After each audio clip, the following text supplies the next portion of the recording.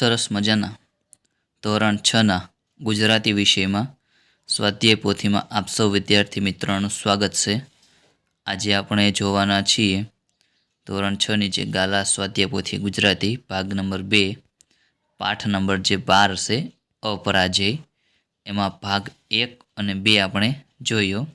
હવે ભાગ 3માં કે આપણે પ્રશ્ન નંબર જે 16 છે કે રેખાંકિત જે શબ્દો હતા એને ધ્યાનથી આપણે જોવાના હતા અને એનો ઉપયોગ કરી અને ફરી આપણે નવું વાક્ય બનાવવાનું છે. આપણે આગળ વધીએ. એમાં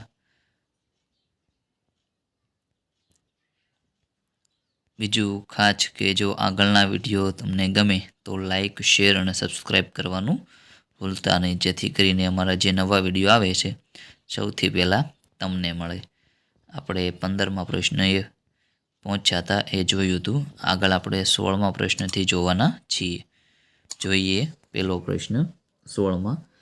વાક્યોમાંના રેખાંકિત શબ્દ ધ્યાનથી જુઓ, તેનો ઉપયોગ કરી નવું વાક્ય બનાવો. હવે રેખાંકિત એટલે લીટી કરેલી હશે એવા અહીંયા જ્યારે અને ત્યારે. જો જ્યારે પણ મેચ હોય ત્યારે અમે શાળામાંથી સીધા જ મેદાનમાં જઈએ. હવે જ્યારે અને ત્યારે એ બે શબ્દ આવી જવા જોઈએ અને વાક્ય બનવું જોઈએ. જ્યારે શિક્ષક વર્ગખંડમાં પ્રવેશ્યા ત્યારે વર્ગખંડમાં સંખ્યા ઓછી હતી. એટલે જ્યારે અને ત્યારે આવી જાય છે. બીજું વાક્ય જોઈએ. અમને રાકેશે રોકી રાખ્યા, નહીંતર અમે સમયસર મેદાનમાં આવી ગયા હોત. હવે નહીંતર ત્યાં રેખાંકિત કરેલું છે, લીટી કરેલી છે. હવે નહીંતર એની જગ્યા એવો શબ્દ આવી જવો જોઈએ અને વાક્ય બનવું જોઈએ. અમને પાડોશીએ પહેલાં કહ્યું નહીં, નહીંતર આ ઝઘડો થયો જ ન હોત. કે અમને પાડોશીએ પહેલાં કીધું જ નહીં, નહીંતર એટલે કે નકર આવો ઝઘડો થયો જ ન હોત. ત્રીજું, જો વિશાલ આઉટ થઈ ગયો હોત તો આપણે જીતી ન શક્યા હોત. હવે તો એવું એમાં આપણે જોઈએ. જો મમ્મીએ મને વહેલો તૈયાર કર્યો ન હોત તો હું પ્રવાસે જવાનું ચૂકી જાત. એટલે વહેલો મને તૈયાર ન કર્યો હોત તો હું પ્રવાસમાં જે જવાનું હતું એ ચૂકી જાત. ચોથું, ઇકબાલની બેટિંગ પાછળના ક્રમે રાખી હતી કે જેથી એ બચેલી ઓવરમાં ઝડપથી રન બનાવે. શું કહેશે? ઇકબાલની બેટિંગ પાછળના ક્રમે રાખી હતી. શું કામ? તો કે જેથી કે જે આગળ જે રન બચેલા છે એ ઝડપથી ઓવરમાં બની શકે. હવે જેથીનું વાક્ય બનાવીએ. મેં બાઇક ધીમે જ ચલાવ્યું કે જેથી અકસ્માત થતાં બાઇકને સમયસર બ્રેક અથવા રોકી શકે.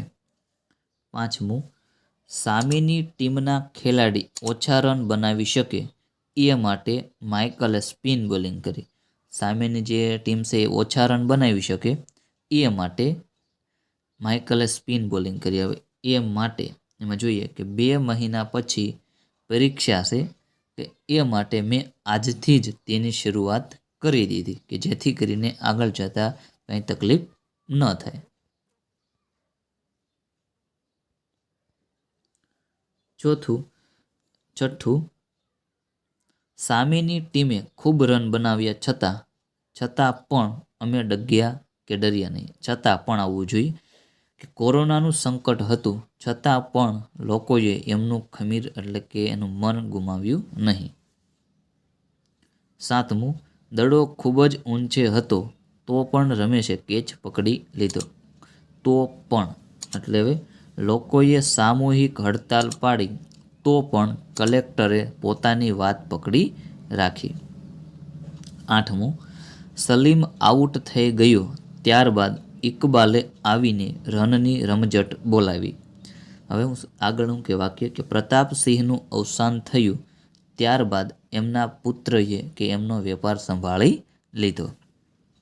નવમું, મેચ પૂરી થયા પછી બંને ટીમના ખેલાડીઓએ એકબીજા સાથે હાથ મિલાવ્યા. તો ભોજન સમારંભ પૂરો થયા પછી કન્યાની વિદાયનો સમય આવી ગયો. 17મો પ્રશ્ન, વેરવિખેર થઈ ગયેલા શબ્દોની વ્યૂહરચના એવી કરો કે જેથી વાક્ય સાચું બને. શબ્દો છે બધા આડાવડા થઈ જશે. આપણે જવાબ જોઈએ ડાયરેક્ટ. અભિમન્યુની મદદ કરવા એક પણ પાંડવ યોદ્ધો પહોંચી ન શક્યો. બીજું છે એનો જવાબ જોઈએ. અભિમન્યુનું યુદ્ધ કૌશલ્ય જોઈને કૌરવ મહારથીઓ ડઘાઈ ગયા. ત્રીજું, અભિમન્યુ બાળપણથી જ શસ્ત્ર વિદ્યામાં પ્રવીણ હતો, એટલે કે નિપુણ હતો, એ જાણતો હતો. ચોથું, અભિમન્યુને મામા કૃષ્ણ પાસેથી ઘણું બધું શીખવા મળતું. છઠ્ઠું વાક્ય આ રીતે બનશે. પાંચમું કે અભિમન્યુને મારવા માટે કૌરવોએ યુદ્ધના નિયમોનું ઉલ્લંઘન કર્યું. હવે 18મો પ્રશ્ન છે. નીચેના શબ્દોની જોડણી સુધારીને લખો. હવે યુદ્ધ જે છે એ આ રીતે લખાય, સાચું. પછી ધૃષ્ટદ્યુમ્ન, તો ધૃષ્ટદ્યુમ્ન સાચું આ રીતે લખાશે. ત્રીજું છે યુધિષ્ઠિર, તો યુધિષ્ઠિર સાચું આ રીતે થશે. ચોથું છે નિરીક્ષણ, નિરીક્ષણ એટલે નિરીક્ષણ સાચું આ રીતે લખી શકાય. પાંચમું વિરુદ્ધ, એટલે વિરુદ્ધ સાચું આ રીતે લખાશે. આશીર્વાદ, આશીર્વાદ જે સાચું લખવાનું છે એ આ રીતે લખશું આપણે. વીજળી સાચું આ રીતે લખી શકાય. દ્રષ્ટિ આ રીતે લખી શકાય. શિબિર, શિબિર સાચું આ રીતે લખી શકાય. નિચ્છલ એટલે આ રીતે લખી શકાય. 19મો પ્રશ્ન છે. નીચેના શબ્દોના બે સમાનાર્થી શબ્દો લખો. હવે ચિંતા, તો એના બે શબ્દો આપણે લખવા હોય તો એક થાય ફકીર અને એક થાય ફિકર, અને બે છે નહીં, ચિંતા હોય ને એટલે.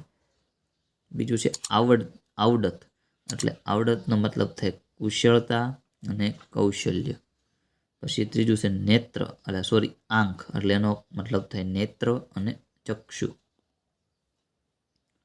ચોથું છે નિયમ, એટલે રીત અને ચાલ.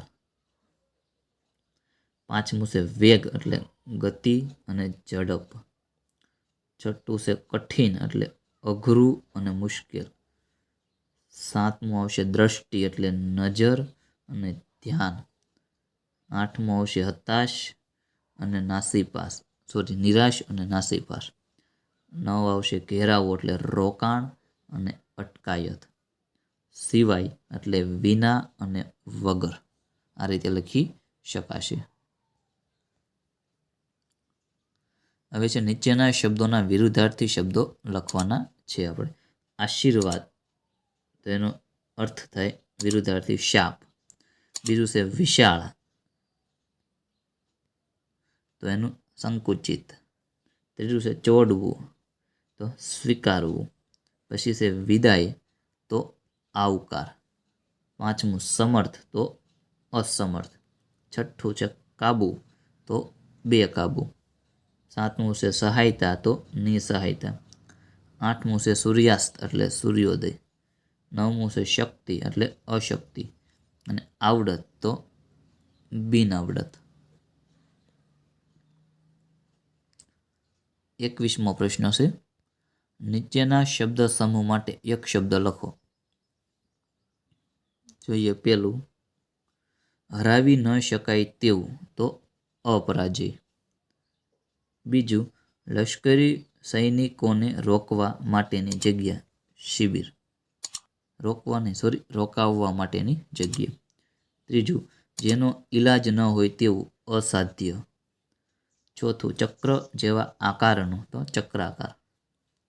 પાંચમું, રથ હાંકનાર, તો સારથી. છઠ્ઠું, તદ્દન ઓછી ઊંડી સપાટી, એટલે કે પાણીનું સ્થાન, ચીચરું. ઊંડું ન હોય એમ, ચીચરું. સાતમું, કમળના આકારમાં ગોઠવેલું સૈન્ય, એટલે પદ્મવ્યૂહ. આઠમું, દ્રુપદ રાજા યજ્ઞસેનની પુત્રી, એટલે કે દ્રૌપદીનું નામ યાજ્ઞસેની. 22મો પ્રશ્ન. નીચેના રૂઢિપ્રયોગોના માત્ર અર્થ લખો. આંખોમાં આંખ પરોવવી, એટલે એકબીજા સામે એક ધારું જોવું. બીજું રોમ રોમ સળગી ઉઠવું એટલે ખૂબ ગુસ્સે થવું. ત્રીજું શિરે હોવું એટલે કે માથે જવાબદારી હોવી. ચોથું આછું ચલકાઈ જવા એટલે આનંદ વિભોર થઈ જવું. પાંચમું ચાતી સરસું ચાંપવું એટલે લાડથી પોતાની પાસે લેવું. પીઠ થાબડવી એટલે પ્રોત્સાહન આપવું. આ રીતે સરસ મજાનો પાઠ અપરાજય એના ભાગ 1, 2 અને 3 દ્વારા કે સંપૂર્ણ સોલ્યુશન તે આ પાઠનું આપણે જોયું. હવે વિડીયો અહીં પૂર્ણ કરીએ છીએ. ફરી પાછા નવા વિડીયો સાથે, નવા ચેપ્ટર સાથે નવી મુલાકાત. ત્યાં સુધી બધાને વિડીયોને લાઇક, શેર અને સબસ્ક્રાઈબ કરી દો. ફરી પાછા મળીશું.